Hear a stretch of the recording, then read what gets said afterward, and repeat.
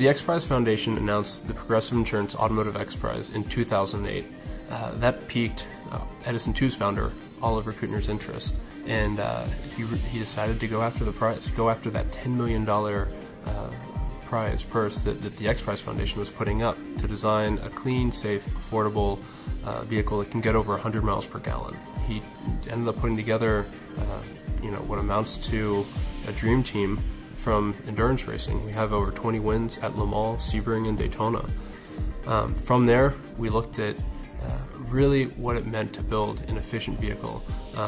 Not just moving from one power source or one energy source to another, but at the heart of it, how do you build a vehicle that takes less energy to move? And what ended up coming out of that was the very light car.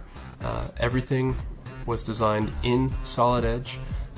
It gave us the tool we needed to accelerate the design in a very short time period, and within 2 years we were able to do the analysis that I was just speaking of, do the design work in solid edge, build 4 prototypes, compete in the X Prize on track, and then going into the labs and winning the mainstream prize, which is the $5 million prize. The 3 areas that we focused on were the brake rotor assembly. We also focused on the pedal assembly and the frame geometry. As we're moving forward with the next generation car, it's going to have a larger wheel size, and it's also going to be a little bit heavier. So with those two going hand in hand, it gives us the opportunity to increase the size of the rotors to help with the braking capability of the vehicle. And in doing so, synchronous technology is a great way to make a modification like that. Using the old history-based method, it could take days, depending on how difficult the assembly was being, if it were going to blow up. But with synchronous technology, you can literally do the change in minutes. It just saves so much time. The same with modifying the pedals. It was more for ergonomics, for the driver comfort.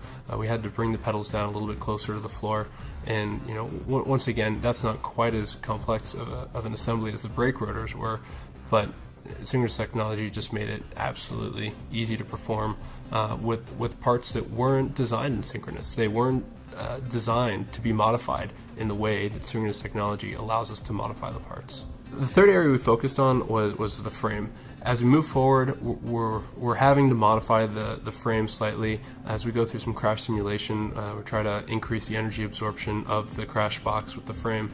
In solid edge, synchronous technology allows us to make the changes to the geometry just effortlessly.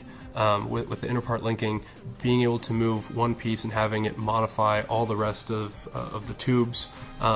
It's not just with tube design, it's also with parts and assemblies. You can move one part and it'll redesign the bracket and change the bracket so it fits.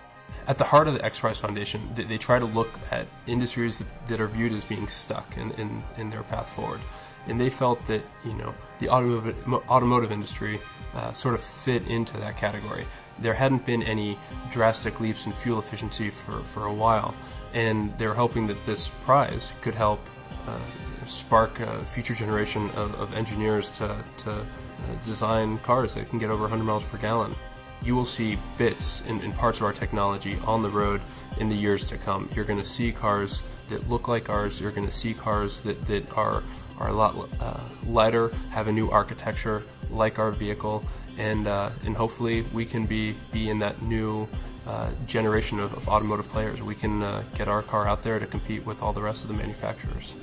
We are moving forward. We're developing our car. The next generation very light car is going to be designed just like the previous one, all in solid edge.